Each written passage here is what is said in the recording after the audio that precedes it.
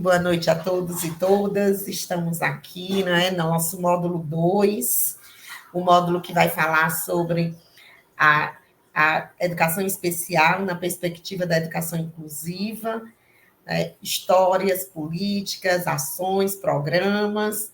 E eu sou a professora Roméria, né, eu sou uma mulher negra, que estou usando óculos, estou usando brincos, uma blusa preta, e sou a coordenadora desse curso.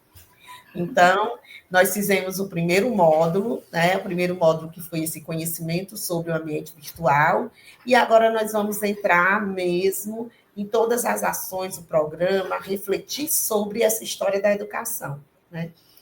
E convido você a participar dessa live, a refletir sobre essa live. Nós temos aqui professores da educação infantil, professores do atendimento educacional especializado, professores do ensino fundamental, séries iniciais, temos os técnicos da Secretaria de Educação, também alunos da Universidade Federal do Ceará, né, que estão participando desse curso, e nós só temos a agradecer essa parceria, agradecer essa parceria com as redes de ensino, essa parceria com os nossos tutores, com os nossos secretários que levam esse curso, principalmente, né, com os professores pesquisadores que elaboraram o módulo.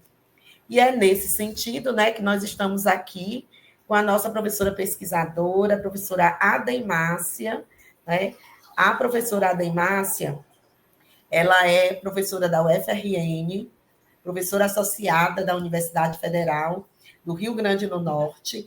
Ela atua no Centro de Educação da Universidade, no programa de pós-graduação da UFRN. A professora possui mestrado e doutorado na linha, né, da UFRN de Educação Especial, e ela é professora da Universidade Federal do Acre, né? É membro do projeto de pesquisa, tem pesquisas, tem projeto de extensão, tudo na área da educação especial. Então, é minha colega de trabalho, nós iniciamos os nossos trabalhos lá na Universidade Federal do Acre, hoje eu estou aqui na Universidade Federal do Ceará e ela na UFRN. E nós sempre trabalhamos juntas, temos publicação nessa área, então é com muita alegria, né, que eu convido a professora a participar dessa live, a produzir o módulo e a convidar vocês. Então, vai ser esse momento de grandes reflexões que nós vamos ter sobre a história da educação especial, a legislação, os programas e as ações. Hoje, nesse módulo de hoje, nós vamos nos debruçar, refletir sobre a história, a política, né, da educação especial. Na segunda-feira, nós estamos aqui novamente, e na segunda-feira nós vamos estar trabalhando sobre os programas e ações do Ministério da Educação, né? Então, se esses programas hoje existem, se hoje nós temos programas, é porque a gente precisa conhecer esse contexto histórico, conhecer essa linha histórica que iniciou, né, há anos, há décadas atrás, e hoje nós chegamos aqui nessa proposta, nesse contexto inclusivo. Então, eu deixo a vocês agora, né, deixo vocês com a professora Adeimácia, que ela vai estar iniciando toda essa reflexão. e tenhamos aí um bom momento, né? Boas reflexões sobre a história da educação especial. Olá a todos. Boa noite. Obrigada, professora Robéria, pelo carinho, pela atenção, pela parceria. Eu sou a professora Demácia Costa, sou uma mulher parda, cabelos pretos, lisos e curtos na altura dos ombros, tenho olhos pretos, estou usando um óculos grande, tenho uma covinha no queixo, inclusive o meu sinal em Libras é o dedo indicador apontando para a covinha no queixo. Estou aqui hoje para a gente, de fato, fazer essa parceria. Cumprimento todos vocês que estão aí do outro lado, agradeço Lucas, agradeço Juliana, a Ariadna, que está aqui ajudando também com a questão dos slides. E aí, a ideia é que nós possamos mesmo ter uma conversa, né, um diálogo, onde a gente possa discutir um pouco essa trajetória da educação especial e um pouco a questão da política, né? Então, é uma reflexão breve, obrigada, Ariadna, você já colocou aí, já expôs, é uma reflexão breve. Quem é a autora desse primeiro texto do módulo, na verdade, é a professora Naomi Ansai, ela quem é a autora do texto. A minha proposição aqui é de nós podermos conversar sobre esse texto, dialogarmos um pouquinho quais são as provocações que ela nos faz pensar e trazer para pensarmos essa trajetória histórica e como essa política foi se desenhando da educação especial, né? Nós não temos aqui a ideia de trazer o certo ou o errado, né? Mas de nos posicionarmos em algumas reflexões bem pertinentes para a gente compreender esse processo da educação especial e ela ser o que ela é hoje, tá? Então, Ariadna, pode passar, por favor, para a gente poder iniciar? Muito obrigada. Então, gente, a professora Ansai, ela começa no próprio texto, nos fazendo uma provocação que eu levo até vocês, nos perguntando quem tem direito à educação. Né? Quem, de fato, tem direito à educação? E aí ela traz para a atualidade para nos dizer que todas as pessoas têm direito à educação. Independentemente de idade, de raça, de cor, de nacionalidade, todas as pessoas têm direito à educação. Então, é uma afirmação que, olhando um pouquinho mais nas entrelinhas, nós percebemos um caráter ético, um caráter legal e um caráter inclusivo, né? E ela nos lembra que a educação é um direito inalienável, que todos têm direito a isso, e que ninguém, por qualquer característica que tenha, pode ser excluído desse processo legal de ter acesso à educação. Ok, vamos ficar com isso, com essa afirmação. Por que eu digo que ela é uma provocação? Porque em seguida, o próximo, por favor. Porque em seguida, olha o que ela nos coloca. Quem tem direito à educação? E aqui nós temos duas imagens que nos remetem a pensar, de fato, se no slide anterior, quando a gente fala do direito à educação, ele está sendo efetivado. Aí é onde vem a provocação do texto da autora que eu trago para vocês. E aí ela nos diz, 250 milhões de crianças estão excluídas do acesso à educação no mundo em 2024. É um dado que ela traz da Unesco. Em seguida, a gente tem um dado da Unicef, que mais de 2 milhões de crianças e adolescentes entre 11 e 19 anos no Brasil estão fora da escola. E aí a gente olha para essas duas imagens, e elas nos remetem exatamente onde algumas dessas crianças podem estar, né? No lixão, né? E na pobreza, na miséria, e aí isso nos faz pensar um pouco o que esses dados evidenciam, né? Que estudar ainda é um privilégio. Um privilégio para muitos, quando deveria ser um direito garantido. Não é isso que nós vimos no slide anterior? Educação como um direito garantido, mas quando a gente chega na ideia de quantas pessoas, quantas crianças, quantos adolescentes, mais de 9 milhões de jovens de 15 a 29 anos não concluíram a educação básica no Brasil. Isso também é um dado que o relatório do Unicef traz, né? Então, quando a gente olha para esses dados, e quando nós vemos as imagens colocadas aqui, a gente percebe o que deveria ser um direito ainda sendo um privilégio, né? Kenise Teixeira já falou disso lá na década de 50 e 60, quando fala da educação como um direito, né? E depois a educação como um privilégio. Por que um privilégio? Então, a gente pensar essa possibilidade de uma educação especial que seja de fato inclusiva e que a educação seja de fato um direito, a gente percebe que o acesso a essa educação ainda está fortemente associado e condicionado a fatores como pobreza, racismo, desigualdade de gênero, não é? E outros tantos, né? A própria imigração forçada, a própria deficiência, as limitações, né? Então, assim, garantir o direito à educação, a partir da proposição que a autora nos coloca, exige mais do que construir escolas. Isso nós já sabemos. É preciso, sobretudo, enfrentar essas barreiras sociais, é preciso, sobretudo, a política não ficar só no papel. Então, são provocações iniciais para nós podermos pensar o próprio contexto histórico que a autora nos traz. Adiada, por favor, pode passar.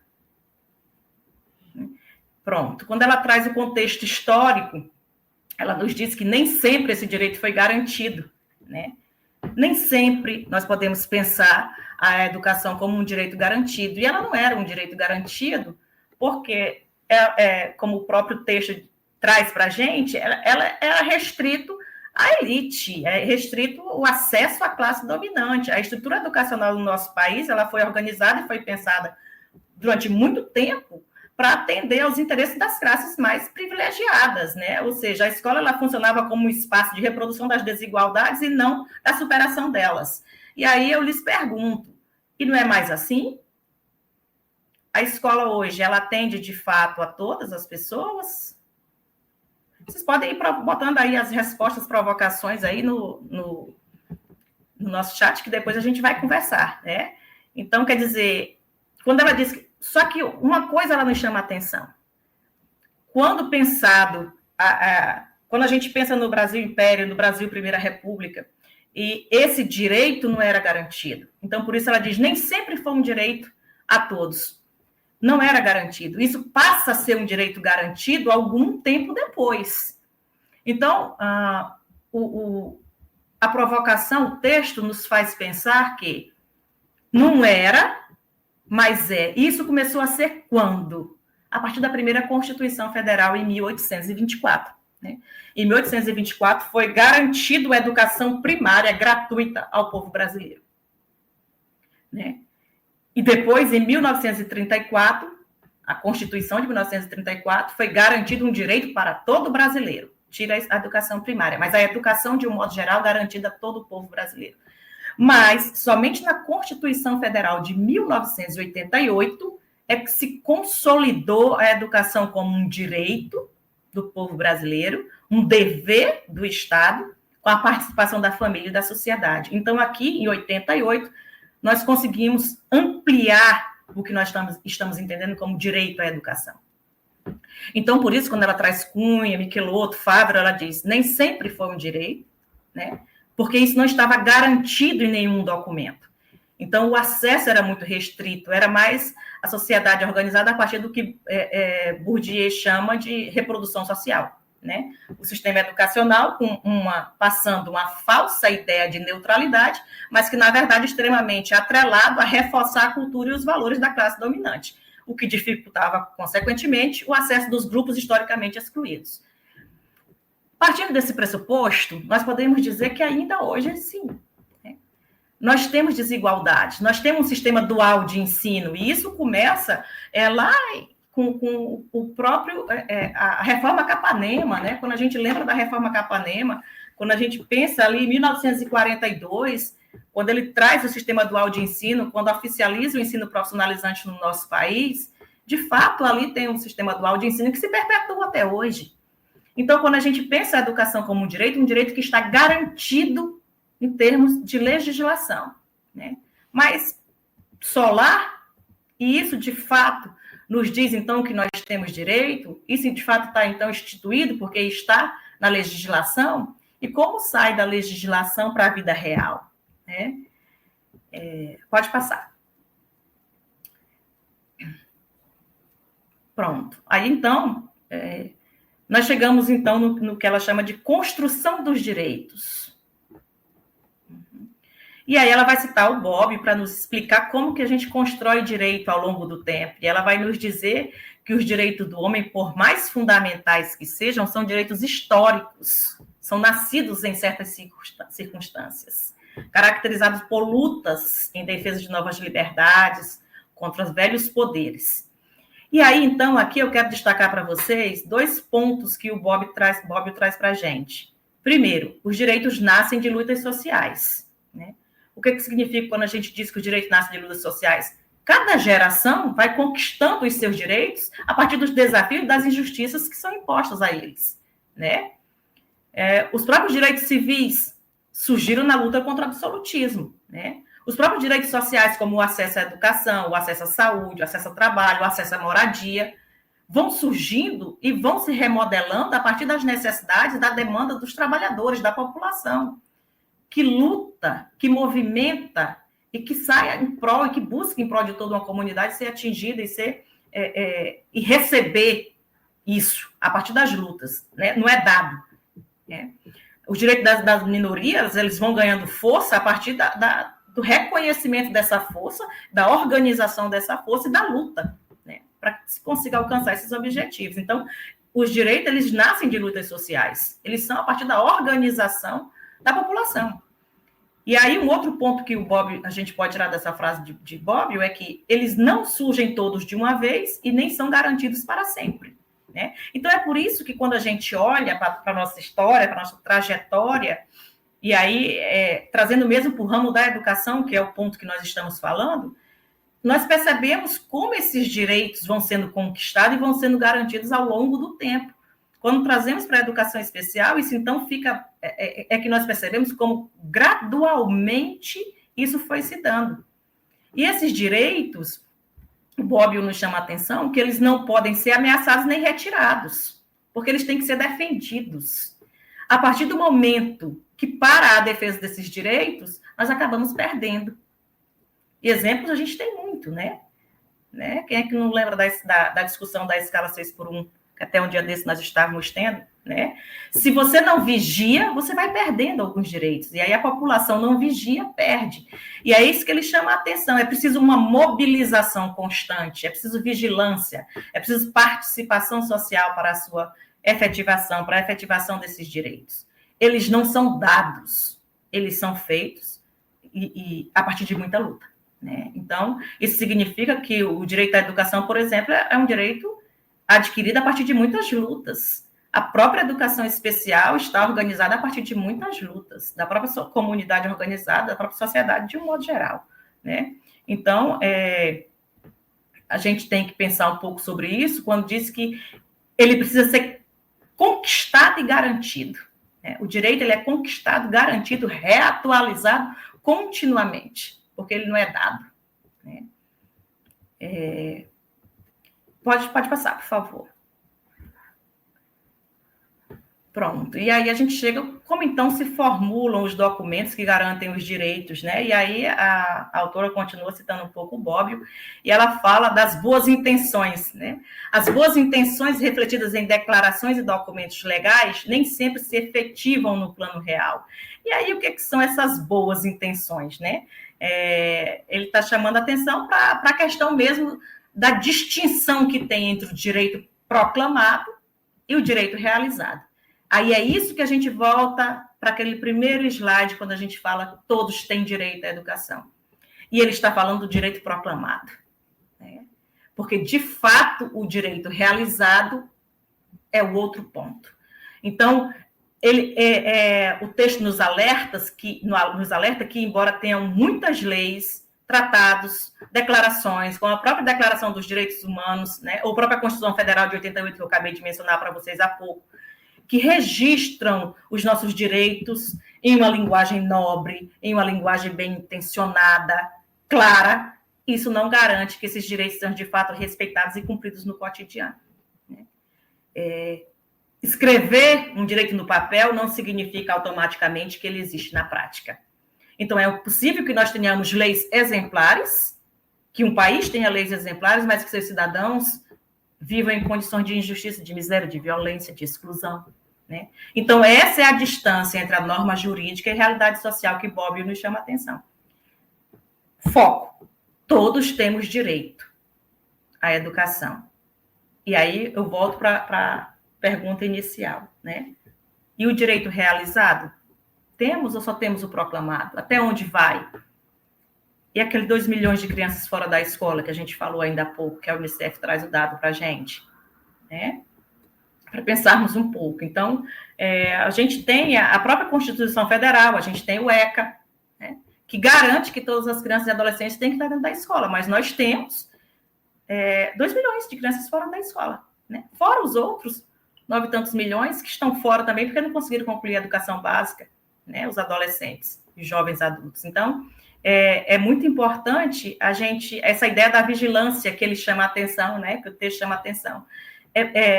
Não adianta só termos o texto legal escrito, é importante que ele se faça na prática, né? E aí, pode passar, por gentileza?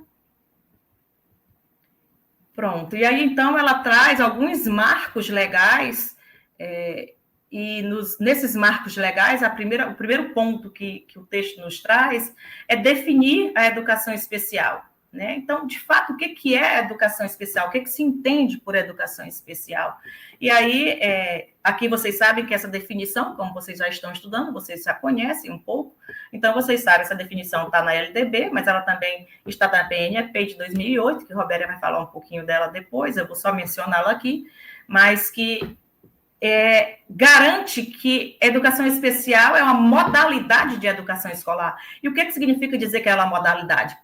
Né? E não uma etapa, né? Isso significa que ela atravessa todas as etapas, né? Assim como tem a imagem aí, ela passa por todas as etapas. Ela garante que desde a educação infantil até o ensino superior, a gente comece a discutir e a ter a oferta de serviços e de apoio especializado a essas pessoas, a este público que a educação especial define como seu público, né? Então, ela é transversal. Nós vemos aqui no artigo 58 exatamente essa definição de uma modalidade de educação que é transversal, que atravessa todas as outras etapas e todas as outras modalidades de educação, né? Pode passar, por favor.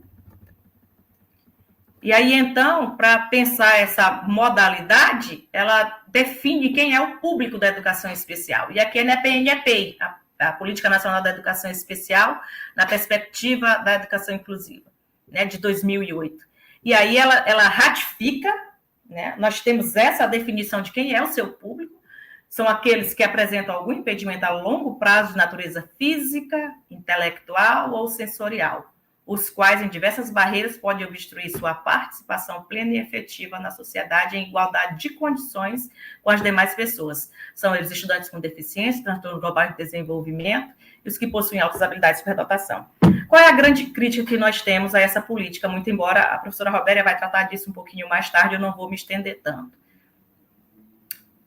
O público, né? Porque quem lida na escola sabe que este público está deixando muita gente de fora. Né? Os distúrbios de aprendizagem, por exemplo, não entram aqui. Alguns municípios têm feito algumas iniciativas isoladas de atender, por exemplo, as pessoas que têm dislalia, dislexia, disfasia, porque não é público de acordo com a política. Mas são crianças que estão dentro da escola e que precisam de atendimento especializado. Então, alguns municípios têm feito legislações próprias em relação a isso, a maioria não. Mas qual é o grande ponto positivo dessa política? Né? A garantia de oferta do atendimento educacional especializado nas salas de recursos multifuncionais, né? E é uma política que menciona e que trata de estabelecer a educação especial em uma perspectiva inclusiva. Então, o conceito de educação inclusiva aqui se amplia dentro dessa política. Nós sabemos que aí em 2020 nós tivemos uma tentativa de se efetivar uma nova política, mas que foi revogada por ser considerado extremamente excludente. Então, o que nós temos de política nacional da educação especial, na perspectiva da educação inclusiva no nosso país, é essa de 2008, né? Sendo esse o seu grande ponto positivo. Pode passar, por favor. E aí, a professora Ansai traz para a gente, dentro do módulo, vocês vão ver, alguma obra de Nancy, né? A chamada arte surda. É uma arte que nos provoca, que é uma ativista surda, ela é uma pintora, que ela expõe várias formas de discriminações que afetam a comunidade surda. A gente pode ver em todas as suas imagens essa ideia mesmo do X, né, no ouvido, do X no olho, né, do calado, né? E aí ela traz arte, desde os tempos mais antigos, uma reinterpretação de muitas artes, até os dias de hoje. E aí a professora Ansai traz isso para nos provocar e para fazer vocês pensarem um pouquinho na atividade final, que a Roberta ainda vai explicar mais tarde juntamente comigo. Mas ela traz isso no módulo para a gente pensar mesmo das ausências, da diferença, né? Do quanto a pessoa surda, que é a pessoa de quem ela está falando, é visto com diferença, é visto com estereótipo, foi durante muito tempo, hoje já nem tanto, mas ainda assim, sim. Né? Ainda assim, muitas barreiras e com muitas diferenças a serem enfrentadas. Pode passar, por favor. Que ela traz isso justamente para a gente pensar os marcos legais internacionais da educação inclusiva. E aqui esses marcos, gente, ela traz só alguns, porque vocês têm muitos outros, né? A gente vai ver até no outro texto mesmo que tem alguns outros, mas ela traz aqui a Declaração de Salamanca, a Convenção da Guatemala, a Declaração Internacional de Montreal, a Convenção sobre o Direito das Pessoas com Deficiência, e a gente percebe o que eu quero chamar a atenção para vocês aqui em comum nesses marcos legais, né? Nós temos ali nos anos 90 uma grande explosão, na verdade, de se pensar a perspectiva de uma educação inclusiva. E essa explosão é a partir dos grandes movimentos mundiais, né? E o que esses movimentos mundiais têm em comum? A gente sabe que eles não surgem do nada, já havia uma tentativa de se falar, de incluir todas as pessoas, e aqui não estava falando unicamente das pessoas com deficiência ou do público da educação especial, estava falando de todas as pessoas. Então, o que eles têm em comum, eles reafirmam os direitos humanos universais, né? Eles buscam fazer a equiparação de oportunidades, de apoio, né? Eles buscam romper com a cadeia de exclusão. Gente, desculpa, estou com a tossezinha, né? Então, se hoje as escolas se defendem essa inclusão, e aqui ampliando mesmo o conceito de inclusão, não estou falando apenas da educação especial na perspectiva inclusiva, estou falando da inclusão, e aí ele está falando dos grandes movimentos internacionais que reafirmam mesmo a proposição de mudanças, principalmente em apresentar comprometimento dos governos. Então, o Brasil foi signatário desses movimentos. Ele foi lá, assinou e se comprometeu a ser um país que ofertasse uma educação inclusiva. Então, a partir de então, a gente começa a discutir essa perspectiva. Evidentemente que isso não cai do céu, isso não é de um dia para o outro. Tem toda uma trajetória da educação especial para a gente pensar isso, né? No conjunto desses grandes movimentos que defendem essa escola de qualidade para todos, a gente está falando dos negros, dos indígenas, dos quilombola, das pessoas, público da educação especial, enfim. Esses movimentos foram responsáveis para, inclusive, influenciar toda a nossa legislação, né? E aí, pode passar, por favor? Vamos mostrar um pouquinho do que o texto traz dessa legislação, principalmente ali nos anos 90, 70, 90, que foi o marco, principalmente primeiro com a Constituição Federal Brasileira, onde a gente tem ali a educação como direito de todos e dever do Estado, como eu já falei para vocês, com o comprometimento da família, né, acompanhamento e participação da família e da sociedade. Depois, um grande marco que nós tivemos, e totalmente influenciado por esses movimentos mundiais, foi a Lei de Diretrizes e Bases da Educação Nacional, número 9394/96.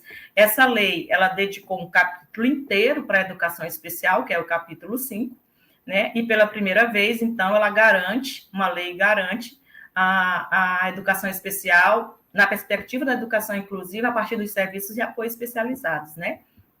Nós temos também o Decreto Federal 5.626 de 2005, que regulamentou a Lei 10.436 de 2002, onde essa legislação, justamente, ela reafirma a Libras como a língua oficial do Brasil para as pessoas surdas, a língua materna das pessoas surdas brasileiras, né? E a língua portuguesa como segunda língua.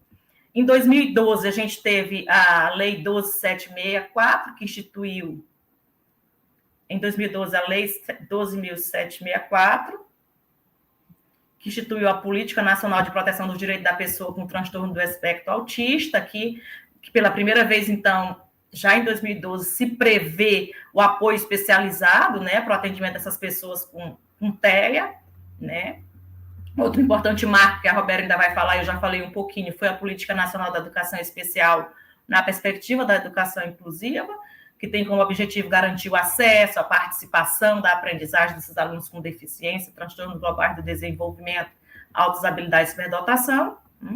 E o documento mais recente, que a professora trouxe para a gente, embora tenham outros mais recentes, mas para essa perspectiva da trajetória lá atrás, é a Lei Brasileira de Inclusão da Pessoa com Deficiência, que assegura e promove em condições de igualdade às demais pessoas do exercício do direito e da liberdade de aprender, de ser incluída, né, e de ser cidadã. Essa lei ela é bem ampla nesse sentido, por isso um marco que a professora Ansai fez questão de trazer para a gente. Pode passar, por favor.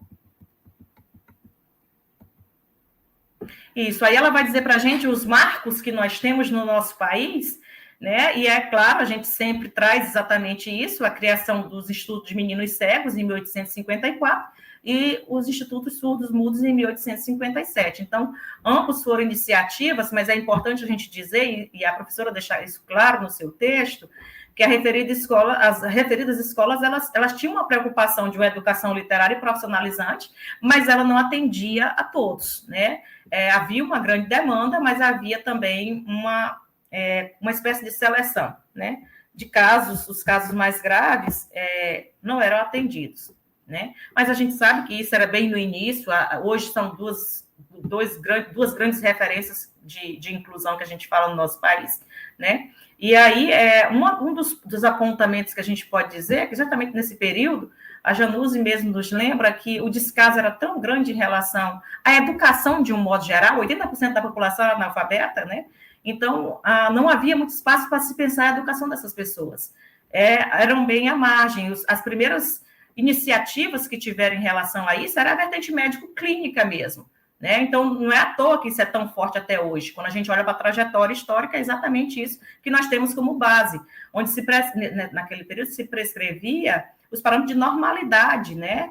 De tentar tornar as pessoas normais. Então, não é à toa as inúmeras iniciativas que tinham em relação a isso, de medição de QI, né? De quociente de inteligência. Então, havia nesse período, de fato, uma preocupação muito grande em tentar normalizar essas pessoas. A gente vai percebendo isso ao longo das fases que a educação especial no Brasil passou. Por gentileza, pode passar. Isso. E aí, então, aqui, esses dois apontamentos que eu trago no slide para vocês, é exatamente falando um pouco dessas etapas que a educação especial passou no Brasil. E aí, vamos recorrer um pouquinho a essa trajetória histórica, né? Não é que uma fase terminou e outra começou. Primeiro a exclusão, segregação, depois integração, depois inclusão. Não é exatamente isso. A gente é capaz de dizer que ainda hoje nós temos muitos princípios de integração e não de inclusão, né? Vocês sabem muito bem disso. Nós temos muitas experiências que ainda estão bem longe da inclusão que nós temos na legislação, né? Esse princípio de inclusão. Bom, mas aí quais foram as fases quando a gente pensa primeiro esse período colonial que a Januse nos diz de total exclusão, né? Depois já temos ali a Primeira República. Aqui vamos buscar um pouco da contribuição de Nicéia Mendes, quando ela diz que na Primeira República, onde se iniciam os interesses em pesquisar essas pessoas, né? Pesquisar a capacidade mesmo intelectual, a capacidade de aprendizagem dessas pessoas, é onde surge o que ela chama de interesse nos estados inferiores de inteligência. E os médicos foram os primeiros a fazerem isso, já nesse período da Primeira República, ainda que muito incipiente, né? Ali, no período do Estado Novo, a gente percebe 20 anos constatada uma evolução muito pequena, já não se estudava tanto, o Estado deixando muito a cargo da filantropia, né?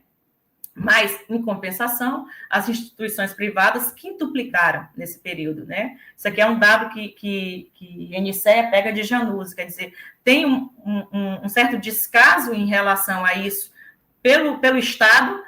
Em compensação, as iniciativas privadas começam a ter o interesse em relação a isso. E começam também a surgir, principalmente ali de final já da era Vargas em diante, um interesse muito grande da própria população em se organizar, em começar as primeiras iniciativas filantrópicas mesmo. E aqui, ainda que houvesse esse descaso do Estado, como essas instituições começam a se organizar, com o tempo, elas viram parceiras do Estado. O Estado começa a incentivar para que elas existam. Por exemplo, o caso das APAES, né? Que a primeira surgiu ali em 1954. Então, depois a gente tem a fase do assistencialismo, né, na ditadura militar, onde também esses serviços eram basicamente compostos pelas escolas regulares, mas que a de natureza privada eram 80%, né, com incentivo do Estado. Isso perdurou durante muito tempo. Então, no período final dos anos 80, início dos anos 90, a gente vivencia a experiência da integração escolar, né? E aí, as grandes críticas a essa integração escolar é justamente porque as pessoas, e hoje a gente olha e a gente vê isso, os estudantes precisavam se adaptar à escola e não a escola às pessoas, né? Mas eu sempre digo que se hoje a gente tem uma ideia de inclusão tão bem definida na legislação, é porque um dia a gente teve integração, né? Então, a gente não cospe no prato que comeu. Eu sempre digo isso para as minhas alunas. Não vamos cuspir no prato que a gente comeu.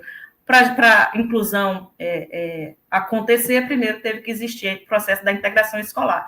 Ninguém nos garante que daqui a 30 anos nós não vamos olhar para a inclusão escolar e vamos também criticar, como já fazemos em muitos aspectos, não é? E necessário fazer, né? Então, a integração escolar, ainda que muito criticada, mas foi uma base para a gente pensar o que nós temos hoje. Então, nos anos 90, a própria educação especial começa a se organizar. A partir dos anos 70, ela é de fato instituída como um sistema de ensino, né, ali no período final da ditadura militar, como um sistema de ensino paralelo ao sistema de ensino regular, e começa a se organizar e a se pensar uma perspectiva, justamente com aqueles movimentos que explodiram na década de 90, uma perspectiva de ser essa educação especial inclusiva. E aí é o que nós temos, então, um sistema de ensino sendo repensado, e aí passa ela sendo transversal, essa modalidade de educação passa, então, a fazer parte do ensino regular, como nós conhecemos hoje, né? Então, quais são as perspectivas para a educação especial no nosso país? Pode passar, meu bem, já vou finalizar. Passei um pouquinho do tempo, Roberto. Quais são as perspectivas para a gente pensar essa realidade da educação especial no nosso país? Eu não consigo ver, gente, a educação especial unicamente como uma modalidade de educação com aquela definição básica e seca que nós vimos na lei, né? Bem explicada, né? Uma modalidade de educação especial para atender. Eu não consigo ver ela desligada, por exemplo, de outros problemas, de problemas sociais que nós temos, né? Quando a gente vê, por exemplo, um garoto negro caminhando na rua autista, nível 2, não fala, e ser abordado pela polícia, né?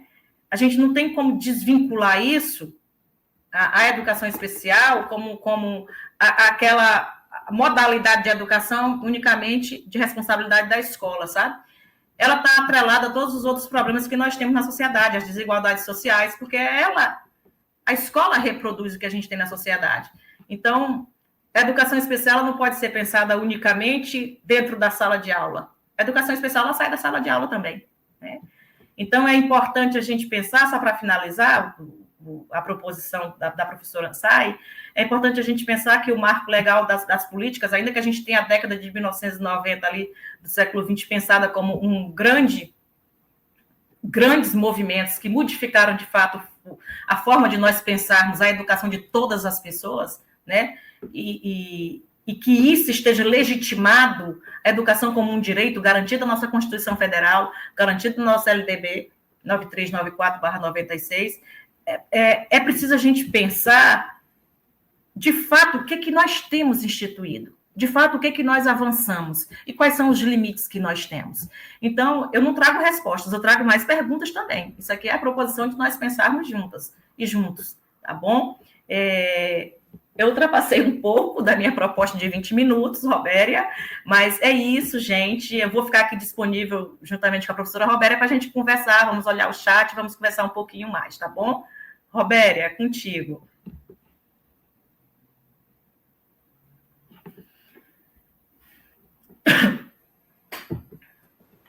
Pronto, obrigada.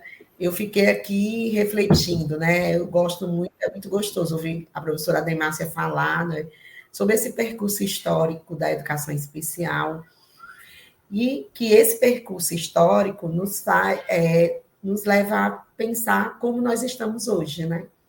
Que bom que nós tivemos, né? Nós tivemos as instituições filantrópicas iniciando aí esse pontapé, né? Porque elas iniciaram claro que existia toda uma concepção do que era deficiência na época, como a professora Demácia trouxe, aquela concepção biomédica, né, da deficiência. Então, o problema do não aprendizado era a deficiência, se olhava a deficiência e não o sujeito. Mas foi por conta das escolas especiais que nós conseguimos chegar ao que nós estamos hoje. Então, acho que tudo no contexto histórico, tudo na história, nessa construção, tem o seu caminhar, né? O seu percurso. Aí, eu vou falar da segunda parte, porque no módulo 2 vocês vão ter a unidade 1 e o texto complementar da unidade 1. E esse texto complementar é justamente esse que eu vou estar trazendo para vocês. Nós somos de uma geração que tem uma frase que diz: eu odeio política, eu não gosto de política, eu não suporto política. Aí eu fico pensando, por que a nossa geração conseguiu as pessoas que estavam no poder conseguiu colocar isso na sociedade, né? Porque a política ela é vida, ela é viva. O que nós temos, um país democrático, quanto mais um país democrático é um país onde ele tem a sua normativa, né? Os seus órgãos normativos eficientes, seguros, porque são a resolução, a política, essas normas, é que ela vai garantir que quem está no poder tem que cumprir. Ele tem que cumprir. Nós não vamos ficar à margem do bel prazer dessa pessoa, né? Do poder, de quem está no poder. Mas ele precisa seguir aquilo que regulamenta o nosso país. E e nós vamos conhecer agora um pouquinho, né? Rever, alguns já conhecem, porque é tão importante esses marcos legais e normativos que direcionam esse papel da educação especial. Por isso que eu trago para vocês no slide, pode passar, né? Esse sentido desse conceito da educação inclusiva, né? A inclusão, quando a gente fala de inclusão, nós não estamos falando somente referente à pessoa com deficiência, mas a gente está falando de uma inclusão geral, da educação inclusiva, onde vai atender a todos. Só que a educação especial, ela tem um público, ela tem uma marca, ela tem uma perspectiva. Então, a educação especial hoje, ela está numa perspectiva inclusiva. Hoje, o MEC hoje está utilizando a nomenclatura de educação especial inclusiva. Só que a educação inclusiva, na escola, a gente propõe essa educação inclusiva, porque na escola nós vamos ter pessoas com deficiência, pessoas com dificuldades, pessoas que vivem à margem da sociedade, nós vamos ter negros, índios, todas as relações. Então, e eu, como professor, eu preciso pensar em o público que está ali, que eu possa trabalhar o processo de aprendizado, né? Então, a inclusão são respostas de exclusões disciplinares, né? A inclusão que diz respeito a todos os grupos, a inclusão como uma forma de promover a todos, né? E a inclusão como educação para todos. Então, quando eu penso nessa educação inclusiva, eu estou pensando em uma educação que vai atender às diferenças, uma educação que vai promover uma escola para todos. Então, eu preciso pensar nisso. Porém, como é que eu coloco isso em prática? Como é que a sociedade pode colocar em prática? De que forma a sociedade pode pensar em estratégias, ações e programas para colocar uma educação que atenda a todos? Pode passar. Então, nesse sentido, aí nós vamos ter... Então, a gente teve a partir dos anos 90, né? A partir dos anos 90, nós tivemos um grande contingente de resoluções, de política, de ações que estavam promovendo, né, o fazer pedagógico de uma forma que possa atender a todos, mas em 2008 nós vamos ter uma grande conquista, que é a Política Nacional de Educação Especial na Perspectiva Inclusiva.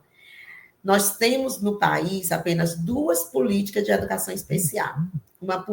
A primeira política de educação especial foi em 1994. Né? Em 1994, essa política de educação especial, ela era uma política mais integracionista, era uma política que trazia escola especial como serviço, a sala de recurso como serviço, oficinas pedagógicas, classe especial, porque naquela época se configurava-se que as pessoas com deficiência, elas não conseguiam aprender, algumas sim e outras não. Porém, a ciência foi evoluindo, as pesquisas e os estudos foram evoluindo, e hoje nós sabemos que a aprendizagem ela é inerente ao ser humano, como diz Vygotsky, é inerente, todo ser humano tem condições de aprender. O que vai fazer o diferencial é as relações sociais, é o meio, o ambiente alfabetizador, a escola, a família, os processos pedagógicos que esse sujeito vai adquirir, que ele faz parte. Então, na primeira política de 94, ela tinha uma concepção de integracionista. A política de 2008, ela já vai ter. A política de 2008, ela já traz uma concepção de inclusão. Nós já vivemos um outro percurso, nós vivemos um outro caminhar, né? Eu não sei como esse sujeito aprende, mas eu sei que ele aprende. Então, a forma como ele vai aprender, eu preciso estudar, eu preciso refletir, eu preciso trocar com o outro, né? Então, a política ela se configura um marco na estrutura mesmo teórica, organizacional da escola. Essa política ela não foi construída não foi elaborada em 4 paredes com um grupo, mas sim com a participação de vários pesquisadores, de várias universidades, né, da sociedade civil. Então, essa política, ela realmente ela contribuiu, sim, para a defesa do direito à escolarização das pessoas com deficiência na escola regular. E ela traz como o serviço o atendimento educacional especializado. Então, o atendimento educacional especializado não é educação especial. A educação especial é uma modalidade de ensino que ela tem inúmeros serviços. E um desses serviços é o atendimento educacional especializado. A gente costuma observar, perceber que algumas escolas utilizam como sinônimo. A educação especial é atendimento educacional especializado. Então, são coisas, elas pertencem ao atendimento educacional especializado, ele é um serviço da educação especial. Mas a educação especial, ela tem inúmeros serviços. Ela tem o serviço do atendimento educacional especializado, ela tem o serviço do atendimento domiciliar, atendimento hospitalar, de atenção precoce, ela tem o serviço de intérprete, de professor guia. Então, ela tem vários serviços. A gente não pode resumir a educação especial ao atendimento educacional especializado. O atendimento educacional especializado, ele é um serviço que ele está eu poderia dizer que em mais de 80% das escolas. Né? Por quê? Porque a partir dessa política, ela traz o atendimento, ela traz que esse atendimento ele é complementar ou suplementar, que ele não substitui a escola. Então, o aluno da educação especial, ele frequenta o atendimento educacional especializado, mas ele também tem que frequentar a escola regular. Né? Ele tem que fazer no contraturno. Então, nós temos uma política que regulamenta isso. Como está acontecendo hoje na prática, né? Então, o que está acontecendo na prática em algumas escolas, em alguns municípios, a gente só precisa pensar sobre como está acontecendo e como é que a gente pode reorganizar, né, essa ação. Nós sabemos que muitos municípios têm muita dificuldade, as famílias, de levar no contraturno. Então, o que as secretarias podem fazer para oferecer esse atendimento no contraturno? Então, nós temos que chamar o poder público para assumir sua responsabilidade, porque não posso deixar apenas nas mãos da escola e a escola resolver, não. Então, eu tiro o menino da sala de aula e ele vai para a sala do AEE. Isso não se configura o atendimento educacional especializado. A sala de recurso multifuncional, ela vai utilizar, o professor do atendimento educacional especializado utiliza a sala de recurso multifuncional para fazer esse atendimento. Porém, esse aluno, ele precisa estar ele precisa participar da sala de aula regular. Claro que hoje o atendimento educacional especializado, ele acontece não só na sala de recurso multifuncional, ele vai acontecer em vários espaços da escola. Então, quem vai organizar esse espaço é a própria professora do atendimento, né? Em parceria com a professora da sala de aula comum. Porque na educação infantil, nós temos uma nota técnica da educação infantil, que o MEC estabeleceu, e que ela descreve que esse atendimento na educação infantil, ele pode acontecer no berçário, no refeitório, na sala de aula. Então, o grande propósito é saber qual é a importância, qual é a necessidade específica desse estudante, dessa criança na educação infantil, para que eu possa atender qual a especificidade dele, qual as potencialidades que ele tem. Então, o atendimento educacional, ele tem uma configuração, ele tem um serviço, ele não pode ser uma aula de reforço. Ele é um serviço que vai atender as especificidades desse aluno e atender, e de forma complementar ou suplementar, olhar as potencialidades e tentar ver o que a gente pode construir. O grande objetivo hoje é fazer com que esse aluno possa participar de todas as ações que a escola tem. Não é só o sentido de integrar, de estar ali, mas sim o sentido que ele está na escola, ele tem que aprender. Então, esse é o nosso hoje, é o nosso grande desafio. Pode passar. Logo após, em 2008, veio a política da educação especial, e em 2009 nós temos a resolução 4. Eu costumo dizer que essa resolução, ela determina, né?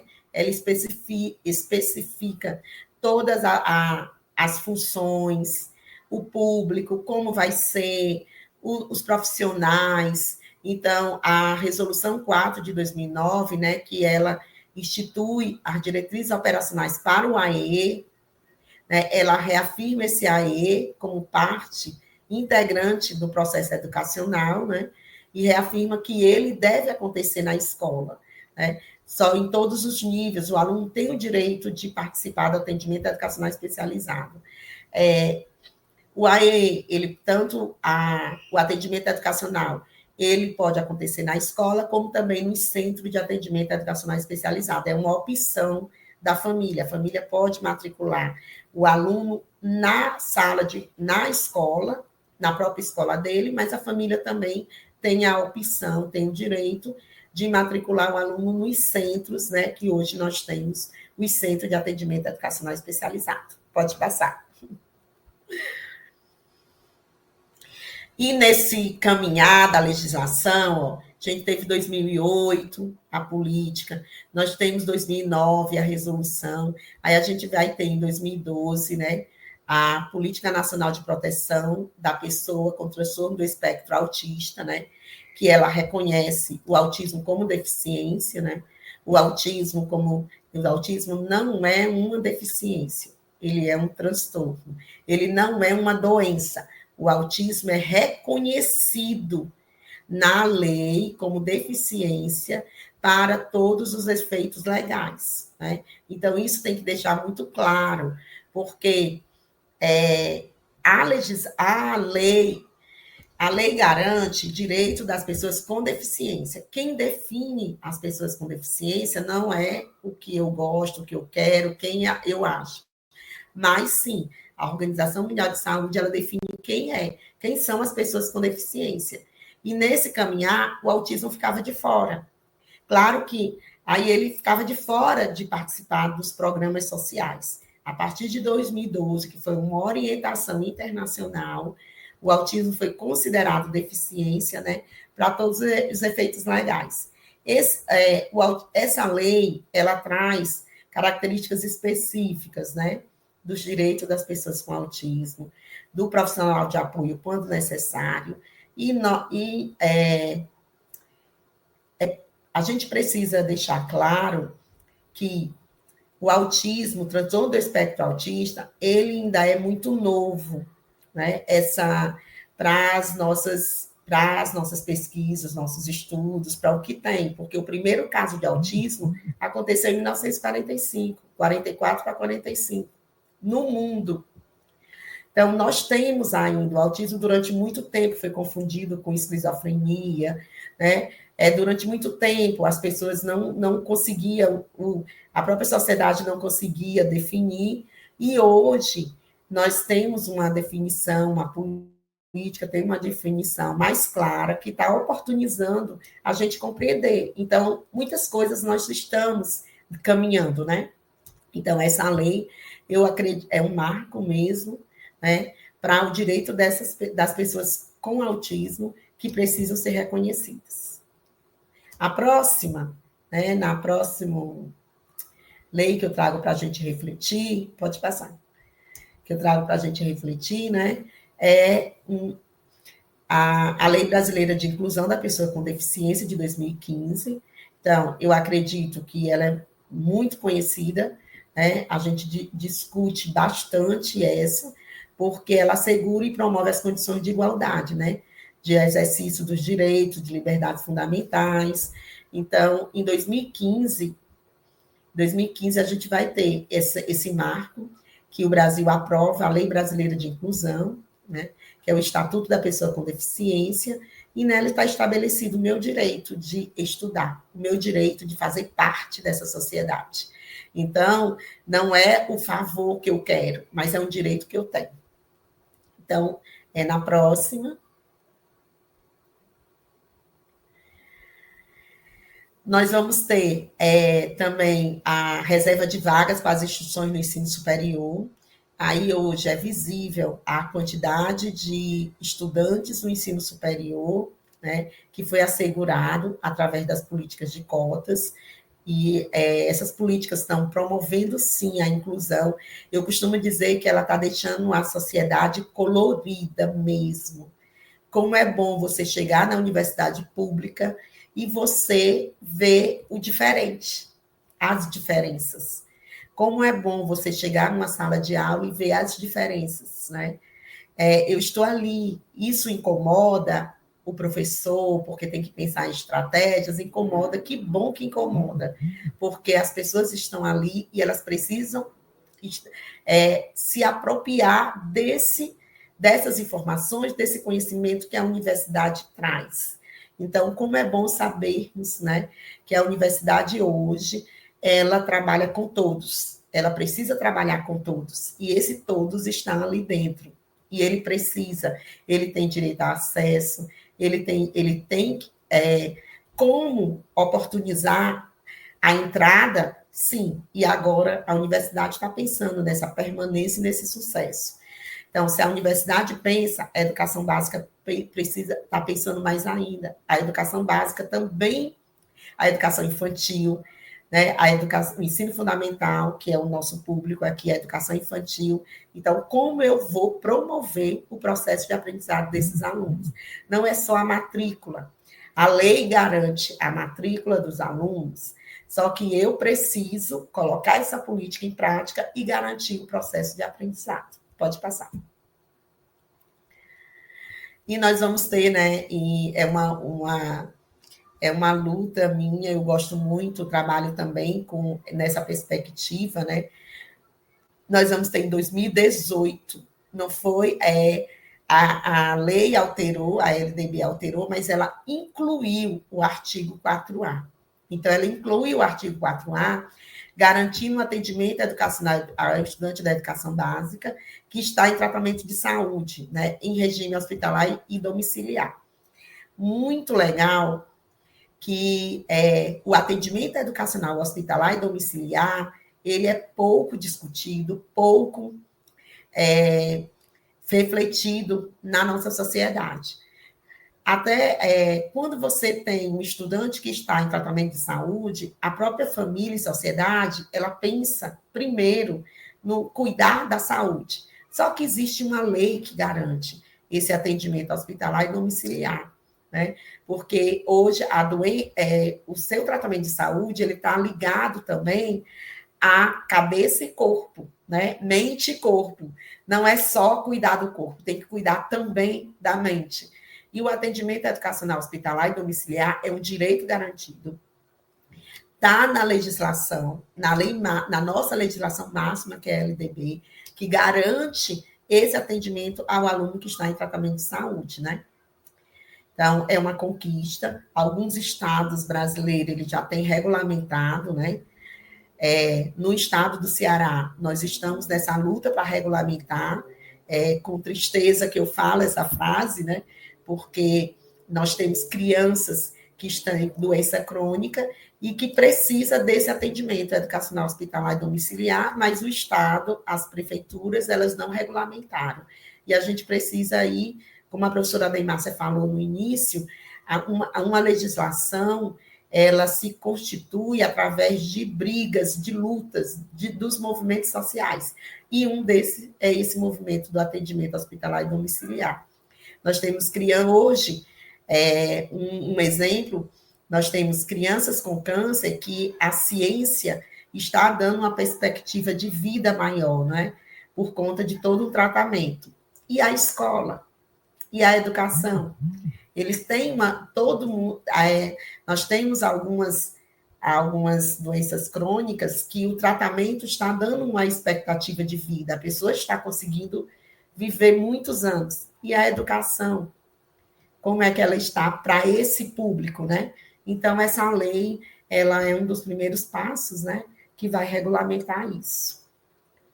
E a próxima, né, nós temos agora o parecer 50, esse parecer foi muito discutido, né, ele apresenta orientações específicas, né, para o atendimento educacional para as pessoas com transtorno do espectro autista, é um documento que vai qualificar o suporte pedagógico e alinhar as práticas educacionais, né?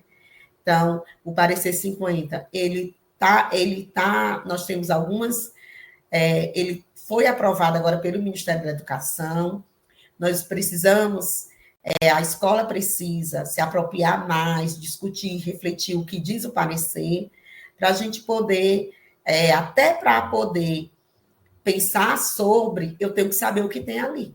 Então, é preciso que eu adquira esse conhecimento do que está escrito no parecer 50. E, para finalizar, próximo, né? E o plano de afirmação e fortalecimento da política, né? O Ministério da Educação, agora de 2023 a 2026, ele adotou o plano que estabelece 7 metas principais, né? Que é a matrícula de mais de 2 milhões de estudantes da educação especial em classe comum até 2026. Ele também amplia a matrícula na educação infantil e ele aumenta o investimento na sala de recurso multifuncional, né? A sala de recurso multifuncional, ela surge com o MEC fazendo a implantação das salas, oferecendo os recursos, né? Nós vamos ter sala do tipo A, do tipo 1, do tipo 2 na época, e hoje o Ministério da Educação, ele redefiniu a forma de investimento dessas salas, né? A gente tem uma resolução aí que vai oferecendo, né, recursos que chegam na escola para a escola poder equipar essas salas de recurso multifuncional, né? E o plano de afirmação e fortalecimento da política, ele traz isso. É um plano do MEC, né, que o Ministério da Educação está trazendo, junto com a SECADI, oferecendo e tem metas a serem cumpridas. Próximo. E a lei 4, e tivemos agora em 2024, né, a Política Nacional de Atendimento à Criança de 0 a 3 anos, né, de atenção precoce. Essa política também, ela está sendo conhecida agora, estudada, colocada em prática. O próprio Ministério da Educação está oferecendo curso, também pela UFC, em parceria com os municípios, de atenção precoce. Então, nós sempre tivemos... atenção precoce, durante a educação especial, ela foi sendo, eram serviços que estavam acontecendo. Primeiro teve intervenção precoce, depois passou para a estimulação precoce, e hoje nós estamos com a nomenclatura de atenção precoce. Mas também não é só a mudança da nomenclatura, mas é mudança, sim, de concepção, de compreensão, de metas. E o MEC, ao instituir a política de 0 a 3 anos, ele também vai instituir programas e ações, né? Foi em 2024, as secretarias de educação estão conhecendo agora essa política e pensando em como colocar em prática, tá bom? E o próximo, né? E a gente finaliza. Eu gosto muito de pensar que conhecer a legislação que estabelece o direito à educação para as pessoas com deficiência, ela nos faz pensar sobre o que eu tenho, o meu direito. O meu direito está ali. Claro que eu preciso que essa política saia do papel e coloque em prática. Quando eu coloco em prática, são algumas coisas que eu consigo, que a escola, que a rede de ensino, ela consegue colocar em prática. E algumas ações, algumas metas, alguns itens que estão na política, artigo, ele nos leva a refletir, não, eu não estou conseguindo, por quê? Mas para isso eu preciso conhecer. Eu preciso conhecer o que está escrito, o que está estabelecido, para eu questionar sobre, para eu pensar, não, eu não estou conseguindo, então como eu posso fazer? E isso, nós professores precisamos conhecer o que está estabelecido para a educação, para a gente poder questionar. Como é que está estabelecido que todos têm direito à educação, que a educação das pessoas com deficiência, que elas precisam fazer parte de todas as práticas sociais, de todas as ações, de todos o que tem na escola, e, em paralelo, a escola exclui os alunos das avaliações externas. Então, que política é essa que nós estamos fazendo? Eu preciso saber o que o aluno... Então, isso significa que a pessoa com deficiência, ela não tem condição de fazer as avaliações, eu não estou entendendo como é que essa política dialoga com a proposta de inclusão. Então, para isso, até para questionar por que os alunos não fazem parte, né? Não tem, eles até realizam as avaliações externas, mas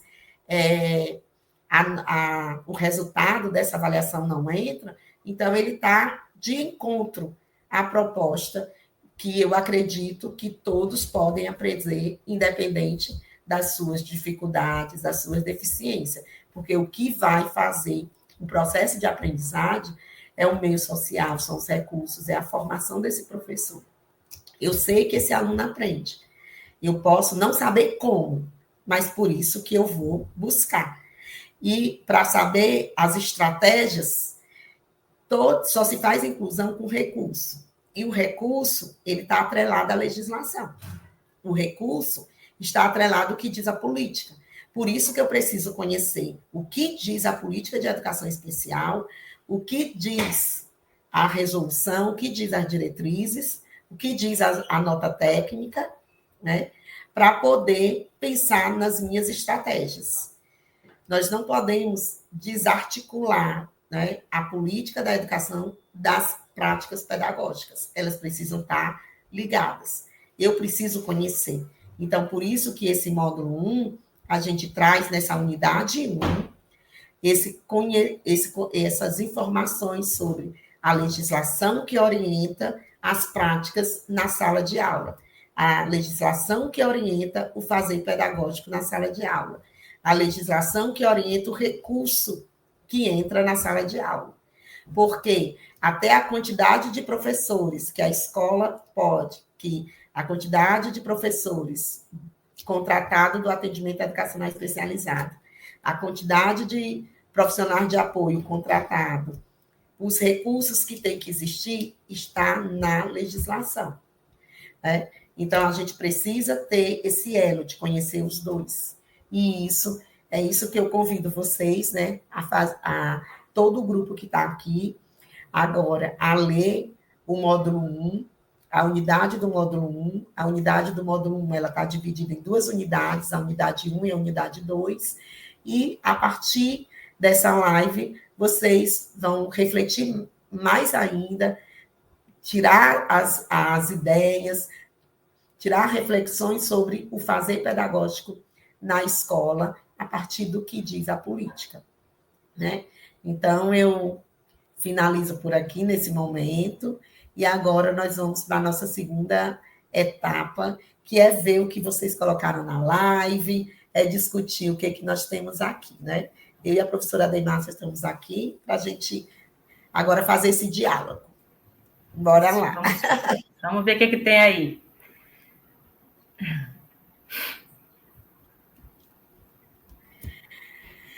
Aí eu tenho a Ana Maria, né, que diz: hoje a educação especial está garantida, porém, quais são os suportes que professores possam trabalhar com qualidade? Porque hoje eles estão adoecendo em um universo muito diferenciado. Eu vejo que a pergunta da Ana Maria não é uma pergunta, é uma reflexão que ela está fazendo a partir da conversa que nós tivemos bem no início, né, Ana Maria? Da educação como um direito proclamado e um direito realizado, porque é exatamente isso. Para essa educação acontecer e para esses professores não adoecerem, como a gente tem visto, é uma realidade sim o que você coloca, é preciso que, de fato, o suporte de serviço funcione, como a professora Roberta estava dizendo ainda há pouco para a gente, que se tenha profissionais de apoio, que o AE aconteça, que nós tenhamos salas de recursos multifuncionais estruturadas para que isso aconteça, que a gente tenha uma relação de reciprocidade com os profissionais da rede de saúde, porque há uma realidade muito grande batendo na porta dos professores, de uma busca que até os próprios professores emitam laudos, né?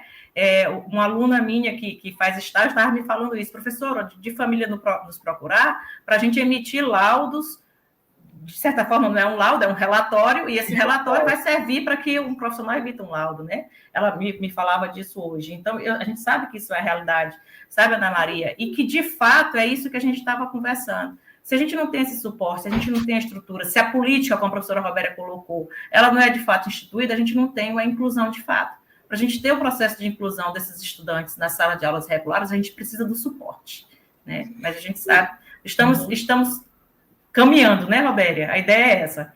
Isso. E eu acho que hoje, a escola precisa saber de inclusão. Gestores, coordenadores e professores.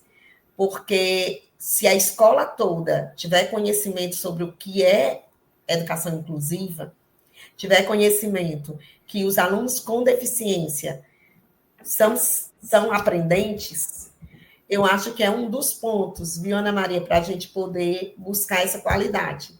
Porque quando nós não temos o apoio da gestão da escola, quando a coordenação, a gestão, ela não tem esse conhecimento sobre o processo de desenvolvimento, que aí é o que nós vamos entrar no módulo 2 do nosso curso, como é que o sujeito aprende, aí fica mais difícil a gente buscar, porque se eu chego na gestão da escola com a minha dúvida, o que eu faço com esse aluno, se ela vier com a frase, não precisa fazer nada não, que ele é deficiente.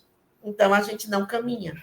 Então, o primeiro passo é a escola ter conhecimento sobre o que é educação especial na perspectiva inclusiva. Aí a gente começa a lutar, porque o segundo passo são os recursos, porque sem recurso não faz inclusão, impossível. Pronto. Né? A Regina, né, diz que realmente precisamos entender que a inclusão não é só na escola, não é mesmo, ela precisa acontecer em todos os âmbitos da sociedade, precisa sim, né? Só que a escola, ela tem a obrigação de sistematizar. Qual é o papel da escola? Sistematizar o conhecimento. Esse é o papel da escola. E o aluno que está matriculado lá, ele não está para passear ou para integrar, não, para socializar. Ele também, isso faz parte, mas o grande objetivo é que ele aprende. E o nosso desafio hoje é perguntar por que esse aluno com deficiência, alguns alunos não estão conseguindo acompanhar. O que está acontecendo? Então, esse é um desafio. E passa pela formação também. Isso se dá justamente, Roberta, porque a gente também está muito atrelado à ideia do que é ensinar e aprender de uma maneira tradicional. para a gente historicamente, nós aprendemos, a nossa formação, nós aprendemos, a nossa geração aprendeu assim, que para a gente ensinar o aluno, nos anos iniciais, ele tem que aprender a ler e a escrever. Né? Se ele aprendeu a abotoar a camisa, se ele aprendeu a interagir, se ele aprendeu outras aprendizagens, não serve. Então, a gente também tem que repensar o significado de ensinar e de aprender, da perspectiva inclusiva. Por isso que o módulo 2 vai fazer eles pensarem sobre isso. Ô, Shirley, os alunos da creche da educação infantil também devem ser atendidos nas salas de AEE. Olha só, nós temos uma nota técnica do Ministério da Educação que fala sobre o atendimento na educação infantil. O atendimento da educação infantil, ele acontece em vários espaços. A nota técnica deixa claro que esse atendimento acontece no berçário, no refeitório, na sala de aula. Então, eu tenho que conhecer esse aluno, a professora do AEE, ela vai conhecer esse aluno e ela vai fazer o plano do AEE. E, ao fazer o plano, ela vai dizer aonde ela vai atender esse aluno. Porque quais são as especificidades desse aluno? O que é no plano que eu identifiquei. Então, eu vou atender esse aluno de acordo com a especificidade dele e de acordo com as estratégias que eu organizei. Então, geralmente, o professor da educação infantil, a criança da educação infantil, ela é atendida em vários espaços na sala de aula. Uhum. E o atendimento do NAMI, qual a diferença do AEE? O NAMI é mais amplo, né, Roberto? É muito amplo. Ele está preocupado com o aspecto cultural do sujeito, né? O aspecto social, a orientação de pais, da família. O próprio atendimento educacional especializado pode acontecer dentro de um centro do NAMI, né? Porque o AEE ele é mais específico, ele é mais definido, ele é voltado para o educacional. O NAMI é mais amplo. Assim, Shirley, quando existe NAMI, outros, cada centro, núcleo de acessibilidade, outros centro de acessibilidade, cada secretaria, ela construiu, ela tem, né, ela elaborou um local onde ela faz esse atendimento multiprofissional. Isso. Né? O NAMI, ele tem outros profissionais e também tem um profissional do AEE, são coisas diferentes. Uhum. Exemplo, aqui no CREAS, nós temos o Centro de Educação, Atendimento Específico de Formação de Professores, aonde o CREAS aqui no Ceará, né, em Fortaleza, ele tem o atendimento do AEE, ele tem a sala de recurso, mas ele também tem formação de professores, ele também tem atendimentos específicos com psicólogo. Então, é um atendimento multiprofissional, que o NAMI tem isso. Mas, quando você vai para o NAMI, os pais, a família, ela pode escolher. O aluno pode fazer o AEE nesse centro de atendimento especializado ou fazer o AEE na escola, certo? Mas uma coisa, gente, uma coisa que eu gosto muito de pensar. A escola, a política mesmo, a resolução, ela diz que nós temos que ter, tem que ter a parceria intersetorial. Então, eu tenho que ter parceria com a saúde. Eu não tenho que transformar a escola em um hospital. Eu tenho que ter parceria com a saúde, porque a escola, ela precisa ter ela tem como seu direito, a sua meta, a sistematização do conhecimento. Só que o aluno com deficiência, ele tem que ter o atendimento clínico, o atendimento pedagógico, ele tem que ter o atendimento familiar. Então, esse tripé precisa acontecer. Só que o atendimento clínico não é na escola. O atendimento clínico vai acontecer no centro, nas equipes multiprofissional. Aí é o papel do poder público buscar essa parceria. Aí é uma crítica que eu coloco na Resolução 4 de 2009, que ela diz que a função do professor do AEE é fazer parcerias intersetoriais. Como é que eu vou fazer parceria? Eu vou fazer parceria, quem tem que fazer parceria é a rede de ensino. Como é que eu vou atrás da Secretaria de Saúde? Eu vou fazer parceria com a clínica? Eu não tenho que fazer parceria. O professor não tem nem o poder de fazer essa parceria. A parceria intersetorial tem que ser responsabilidade da rede de ensino. Aí sim, Agora, a escola não pode ser hospital. A escola não pode ser clínica. A gente precisa da clínica, precisa sim. Os atendimentos clínicos são essenciais para os alunos com deficiência, mas a clínica acontece ali, no outro espaço. E a escola ela tem que se preocupar com o pedagógico, né? Então, isso é o que a gente precisa, exigir que o poder público assuma a responsabilidade de fazer as parcerias. E a saúde precisa assumir o seu papel. Próximo. Das avaliações externas, excludentes e não adaptadas à realidade dos alunos atípicos. Isso já é uma... também avaliação externa aí em Natal, porque aqui os alunos não participam, eles participam. Aqui também não. Aqui também não. Há uma pseudo-participação.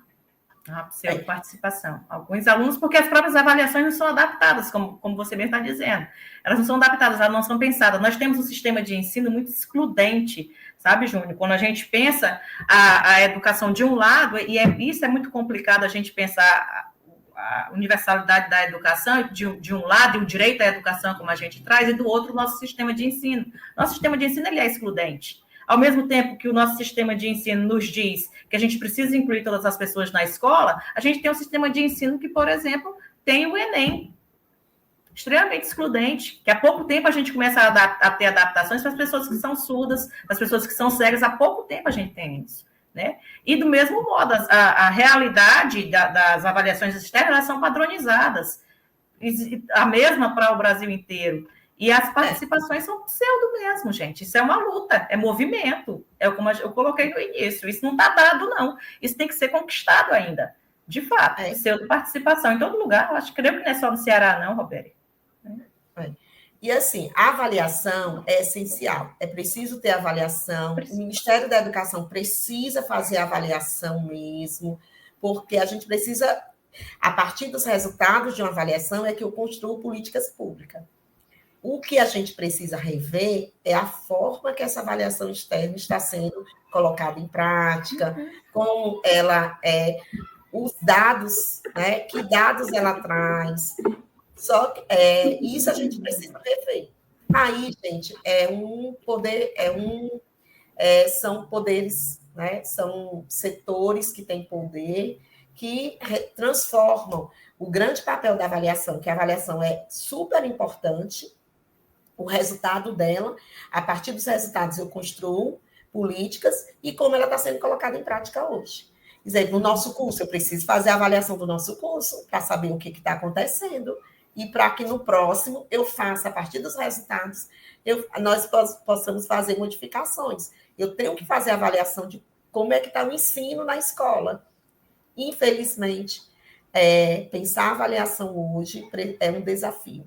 Eu não teria uma resposta para dizer como nós vamos fazer. Como fazer, né? Agora, se a gente parte do princípio que é uma educação para todos, então a avaliação também tem que ser para todos, né? Se a gente está dentro da escola com todas essas crianças, esses jovens, adultos, enfim, a gente tem que pensar como fazer a avaliação, como participar. São cidadãos brasileiros que não estão participando na realidade da avaliação externa. Não se tem um retrato de fato do país, né?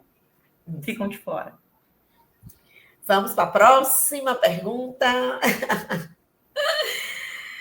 Existe alguma relação entre a educação especial e a lei de 2019 que prevê assistentes sociais e psicólogos nas escolas? Núbia, essa legislação, ela é estadual? Ela é federal? Eu não poderia te dizer, porque... Ou é a que foi revogada... A 10.400. Porque, assim, atualmente, a escola não trabalha com assistente social. Não. Nós vamos ter... É muito interessante a gente pensar aqui. Eu, quando eu estou em sala de aula, eu penso, engraçado, a escola particular, ela contrata o professor, ela contrata... Está saindo o som do quadro, Roberto. Acho que ligou o som aí. O som. A escola particular, ela contrata professor, algumas escolas contratam psicólogo, contratam fonoaudiólogo, mas ela não contrata professor do AEE, algumas. Então, o que a gente pode pensar sobre isso, né? Que a escola contrata professor. A escola, atualmente, a escola ela contrata professor. Nós não temos nem psicólogos na rede de ensino. Na rede pública, você não vai ter esse nacional, mas assim, eu não conheço essa legislação, eu teria que conhecer assistente social e psicólogo na escola. Eu sei que existe já uma luta para ter o psicopedagogo em algumas regiões, em alguns estados, né? Um projeto de lei, porque eu não sei se é porque o projeto de lei ele não é uma política, ele ainda precisa ser transformado em política. Em resolução, em uma lei.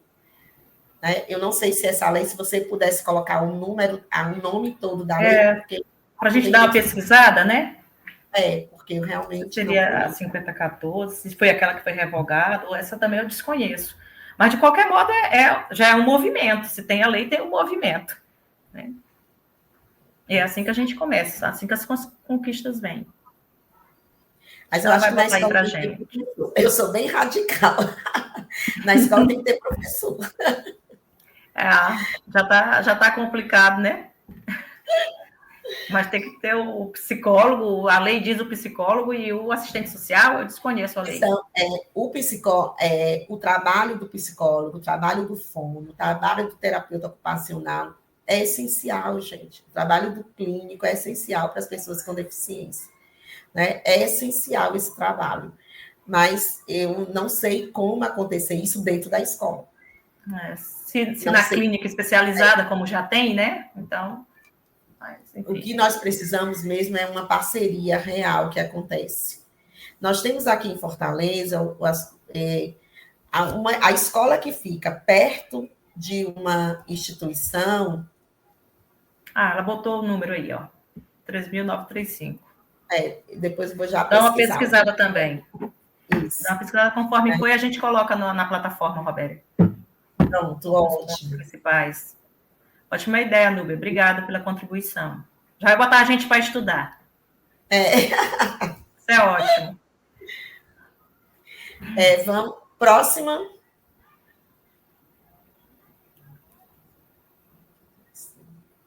Como fazer o curso, Robéria? Alguém uma pergunta mais técnica? Já acabou o período de inscrição? Assim, o curso, as inscrições elas foram feitas na a Secretaria de Educação, né? Que enviou a relação dos cursistas para a faculdade. Então, de acordo com a rede de ensino. É só a rede de ensino que vai fazer a matrícula, viu?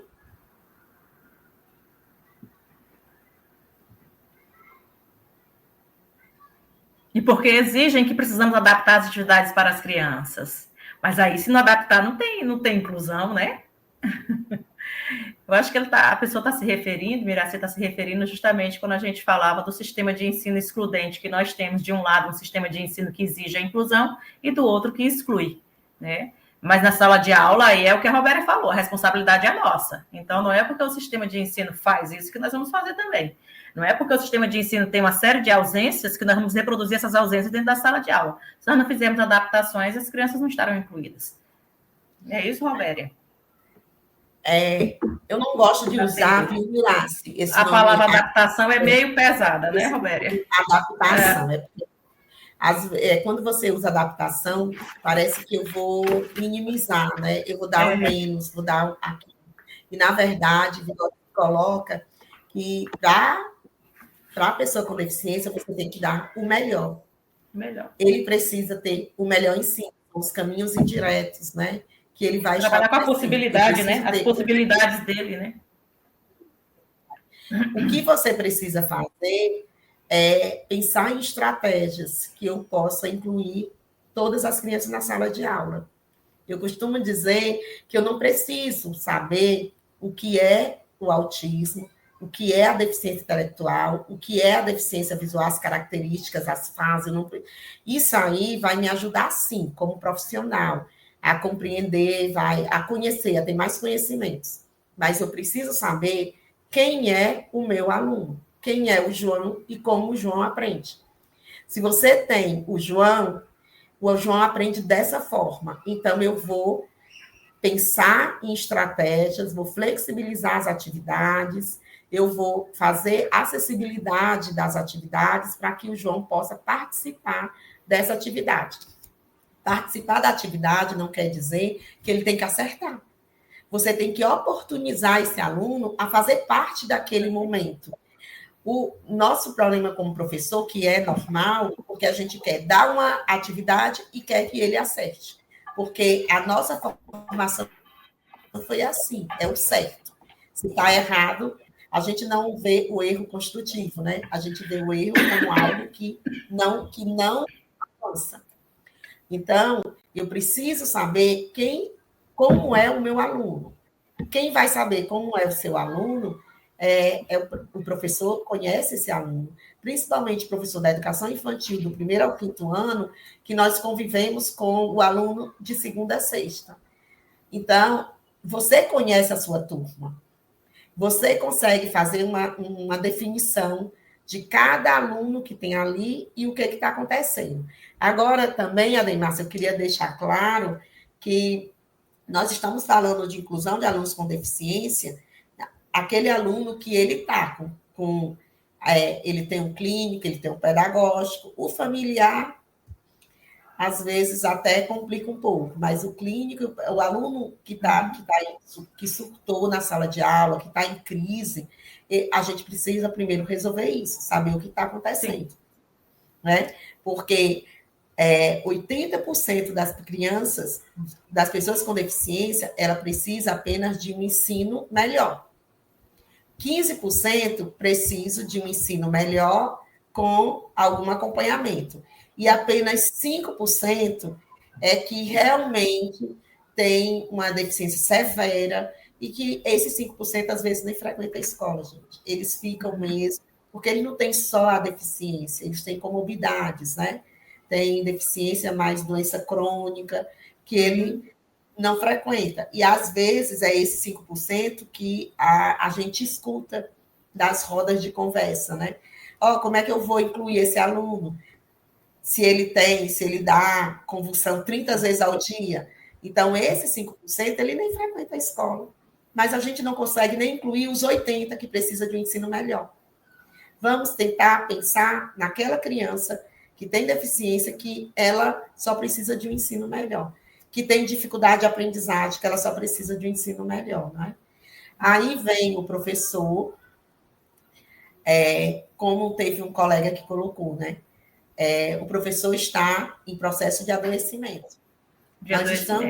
Sim. A sociedade, não é só o professor, né? A sociedade em si, ela está em processo de adoecimento. A gente precisa cuidar, nós precisamos cuidar a família precisa cuidar de si. O professor precisa cuidar dele, precisa olhar para ele, né? Nós assumimos muitas responsabilidades e isso está fazendo com que você se torne uma pessoa que está tendo um processo de adoecimento, né? Há muita ansiedade, muita doença mental que está sendo desenvolvida por conta que eu preciso olhar para minha família, eu preciso olhar para mim, eu preciso cuidar, né? Cuidar do outro. E, infelizmente, aí é um clínico. A escola não tem como resolver. Mas a aluna se refere, Roberto, ao próprio desafio de lidar com essas diferenças dentro da escola quando não se tem suporte, quando não se tem isso que você colocou, de estrutura, de uma sala de recursos que, de fato, inclusiva, que tenha as possibilidades de trabalho, né? E aí, da professora querer fazer tudo, uma sala de aula que tem alunos surdos e a professora não ter tradutores e intérpretes, né? Que tem aluno cego e ela não ter uma pessoa para acompanhar essa criança que é cega, sabe? Então, é bem desse sentido. Eu desenvolvi uma pesquisa aqui com a professora Lucinéia Concheiro, exatamente, temos visto muito isso, esse reclame não só da ausência de formação, da ausência de estrutura mesmo para fazer a inclusão.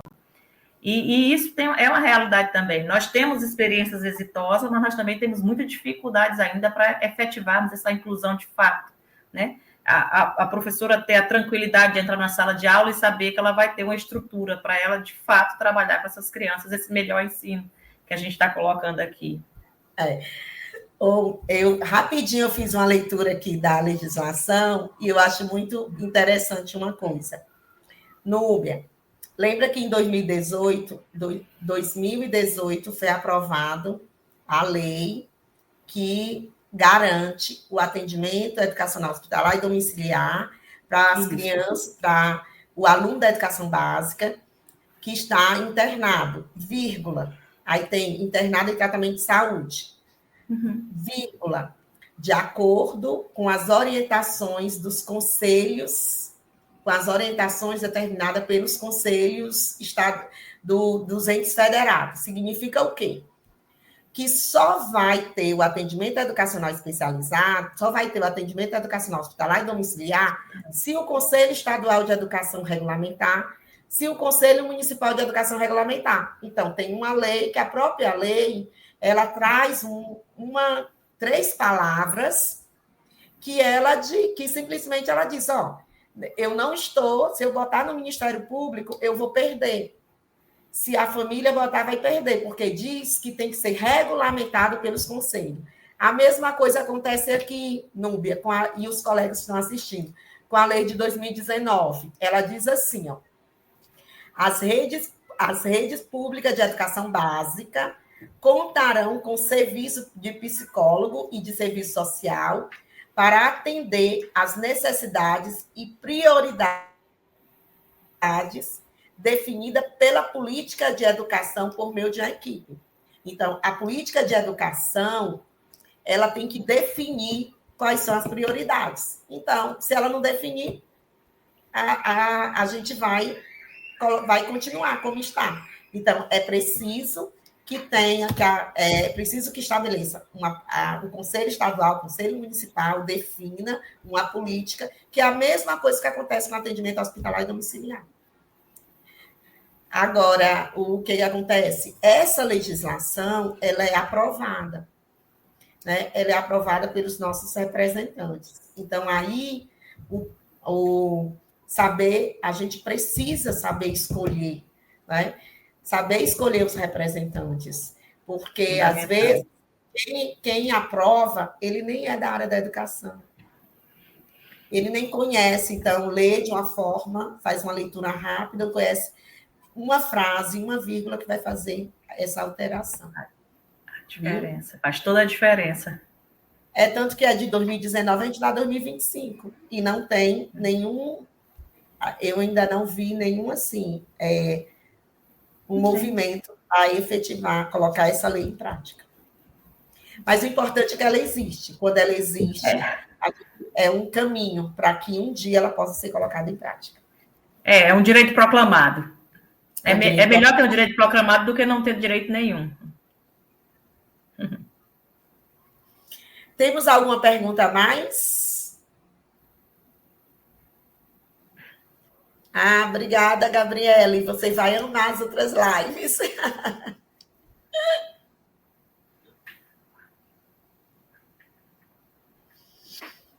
A gente que agradece, Núbia. Você vai trazendo a legislação para a gente dar uma olhada. Agora, sim, existe dentro da educação especial 2 linhas mesmo, e vocês fiquem livres, gente. Exemplo, eu acho que a escola deve ter professor. Você vai ter uma outra colega que pesquisa, que escreve, que mostra que a escola tem que ter psicólogo, tem que ter isso. Não, nós não estamos, não é um embate. Ela tem as justificativas, né? São diálogos. Então, cada um que está aí pode construir, ler, né? Ler sobre as consequências, as características, as causas e definir o seu posicionamento. Né? Desculpa, Robéria, eu disse assim como a gente tem a inclusão total e a inclusão na perspectiva da possibilidade do aluno. Tem as discussões, quem defende de um lado a inclusão total e restrita, incluindo inclusive os 5% desses que você colocou, como tem aquele que defende que a inclusão vai ser a partir das possibilidades de cada estudante, né? Então, aqui ó, é livre, é democrático, vocês serão apresentados os mais distintos textos e autores, para ir construindo, a partir da sua experiência, das suas leituras, o seu arcabouço teórico e prático, né? É tanto que na unidade 2, segunda-feira, nós vamos ter a nossa live vai falar sobre os programas e as ações que hoje está sendo colocado em prática, discutido, que o Ministério da Educação também está acoplando para na tentativa, na busca de efetivar a educação inclusiva. Você pode, nós vamos ler, estudar, conhecer e nós vamos decidir. Cada um aqui tem toda a liberdade, a rede de ensino ela vai decidir qual é o programa, qual é a ação que ela vai colocar em prática. O nosso grande problema com a escola é que, como eu queria que a escola tivesse uma filosofia, então ela vê um programa e ela decide, não, esse programa não dialoga com a minha filosofia. O que nós temos hoje é que a escola ela pega todos os programas, porque programa atrela recurso. Uhum. E, às vezes, o programa não debate, não dialoga com a filosofia que aquela escola tem. E nós temos o projeto pedagógico que tem, né? As concepções filosóficas da escola, o que a meta, o que a escola tem. Então, se eu tenho uma filosofia, se eu tenho uma meta, existem programas que eu não vou colocar em prática. Infelizmente, isso ainda é uma luta muito grande, porque o que acontece hoje com as nossas redes de ensino é que existe um programa, então a gente coloca em prática, aí vira uma salada de frutas. É verdade. Programas que não combinam. Mas agora vocês vão ter essa oportunidade, né, de conhecer os programas e refletir sobre eles. Se você conhece um programa e você gostou, vamos ler mais, vamos ver como é que ele coloca em prática e você decide. É muito legal, eu gosto de ver os dois lados. Tem algumas ações que eu não concordo, mas até para eu falar que eu não concordo, eu tenho que conhecer. Eu tenho que saber como é que ele funciona. Aí eu vou ter o meu posicionamento. E é isso que eu quero que esse grupo construa, né? Que esse grupo conheça o que está na lei, conheça os programas que regulamentam e veja e tenha a sua própria autonomia para refletir sobre esse programa, tá bom? É isso. Muito bom, Robério. Ei, Hilda, como faz para conseguir que esses alunos fiquem algum tempo em sala de aula? Não é uma receita de bolo. Você não vai conseguir. Não tem receita. E principalmente se esse aluno estiver desregulado e você sem suporte, você não tem como conseguir. Primeiro, a gente tem que conhecer, né? Eu acho que a primeira coisa é conhecer esse aluno e saber o que está acontecendo, né? A gente sabe que uma das mudanças, uma das características mais fortes do aluno com autismo é a rotina, é a mudança.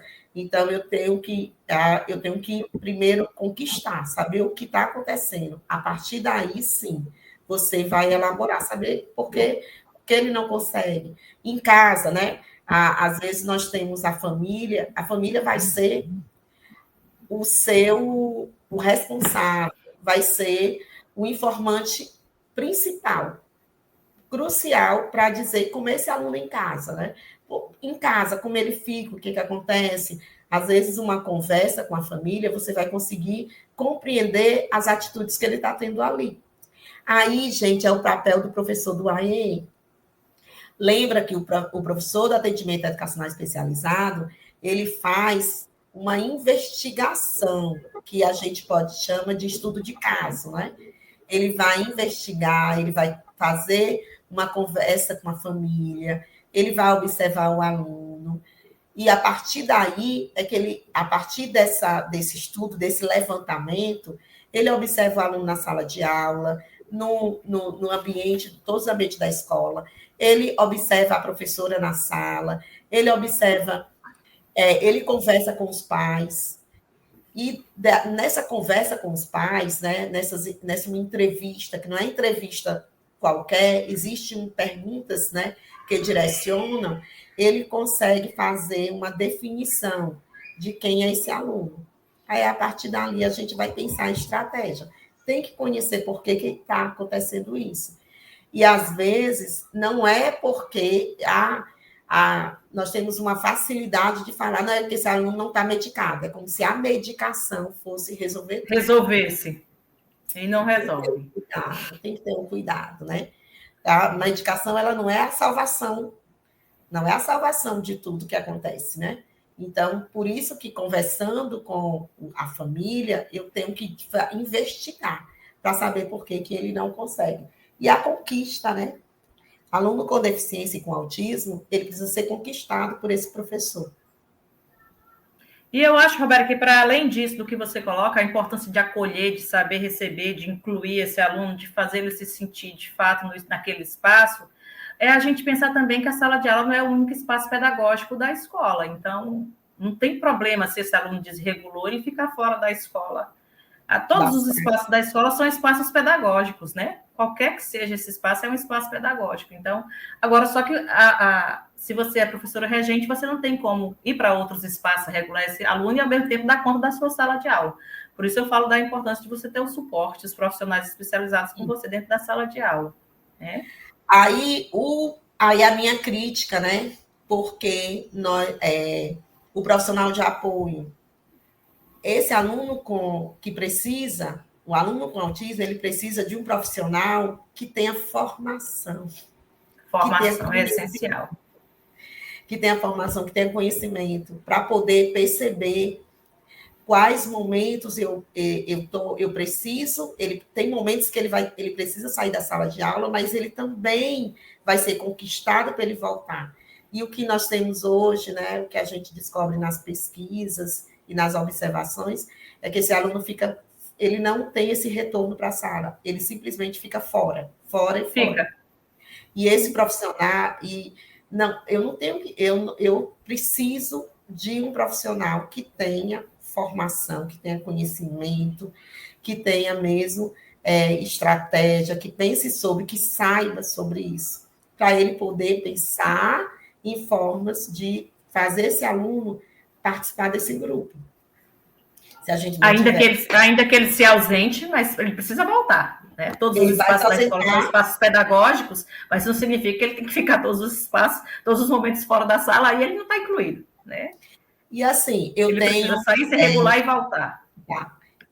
A gente também tem experiências muito boas de profissionais que está acompanhando um aluno, professores do atendimento educacional especializado, que faz esse trabalho, esse elo maravilhoso, que esse aluno, há 3 meses, 4 meses, o aluno não entrava na sala e hoje ele participa. Nós também temos boas experiências, né? Por que essas boas experiências, elas não são gerais, são pontuais? A gente precisa fazer, né, que essas experiências se tornem gerais. Aí a escola precisa ser inclusiva. A escola, a gestão, a coordenação precisa compreender o que é esse processo de inclusão. O porteiro, a merendeira, né? A escola, todo mundo. E assim, nós não vamos aqui nesse curso ter um livro de receita, resolver os problemas, mas a gente vai ter esse momento de refletir. Poxa vida, algumas práticas você vai conseguir colocar, vai conseguir ver, outras a gente vai aprendendo aos poucos, porque a inclusão, ela é cotidiana. A inclusão, ela não tem final, porque o ser humano que faz parte dela, e nós somos sujeitos aprendentes, e somos sujeitos que modificamos. Então, esse processo de inclusão, ele também é modificado, né? E o professor que está aí, ele é o centro. O professor, ele é o centro desse processo, com seu olhar sensível, com a sua escuta pedagógica, e tentar compreender o aluno, e a família faz um elo maravilhoso para esse processo. Infelizmente, nós estamos assim, muito desestruturados, né, com a família. Mas também temos famílias estruturadas e que nos ajudam muito. as famílias das pessoas com deficiência que estão ali próximo, ajudando, a gente consegue perceber como essa criança evolui, né? Porque é escola, família e poder público. Precisa ter esse tripé mesmo, para poder fazer esse processo de inclusão. Nós estamos chegando ao final da nossa live. Não sei, depois nós vamos fazer todo um levantamento das perguntas que a gente não conseguiu, né, responder para vocês. Mas aí estamos chegando no final da live, né?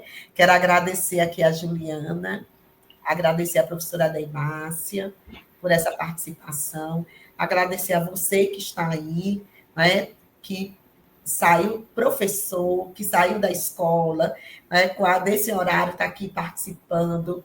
Então, muito bom essa parceria, e conte conosco, né? Na próxima segunda-feira, nós vamos falar sobre os programas e ações do Ministério da Educação, que hoje roda a escola. Aí, professora Deimácia, quer... Eu quero agradecer, Roberto, agradecer a você a oportunidade, a parceria, essa conversa boa, o terceiro turno de trabalho, mas nós estamos aqui, assim como as pessoas que estão aí do outro lado, Juliana, Lucas, Ariadna, muito obrigada para vocês, obrigada para as pessoas que estão aí nos assistindo, que compartilharam conosco também as suas angústias, seus desafios. Não é fácil mesmo não, gente. A própria discussão já nos mostra, e também, como a Roberta falou, não tem receita, não é bolo, não tem receita pronta. Mas nós estamos aí, estamos juntos, e foi muito bom estar aqui com vocês. Eu não tive acesso aí aos comentários, porque daqui onde estou eu não vejo, mas depois eu vou entrar e vou verificar todo mundo, vou lá ver o que vocês tanto comentaram aqui das nossas conversas. Foi muito bom estar com vocês. Obrigada, Robéria. Obrigada, professora Deimácia, Juliana, Lucas, Ariadne. Muito obrigada por todo esse momento, né? Essas quase 2 horas, né, que a gente discutiu, trocou, fez esse bate-papo. E convido vocês a ler o módulo e fazer parte também, né? Nós temos aí um fórum, o nosso fórum, ele praticamente discute sobre o direito à educação. Então, é um fórum que vocês vão ler os textos e vão lá, e vocês vão pesquisar sobre o que os autores dizem sobre direito à educação e participar desse fórum, né? Eu sei que quase todo mundo aí está entrando de férias, nós da universidade não vamos entrar de férias, mas vocês vão estar entrando de férias e aproveitem esse momento, né, para fazer a leitura, fazer estudos, tem vídeos, nós temos vídeos no módulo, para saber mais, que vai oportunizar essa reflexão bem maior, né, sobre esse direito, tá bom? Gente, muito obrigada, até a próxima, fiquem com Deus, uma boa noite, e que amanhã ainda é dia de trabalho, amanhã é sexta-feira. Um abraço a todos, muito obrigada, tchau, tchau.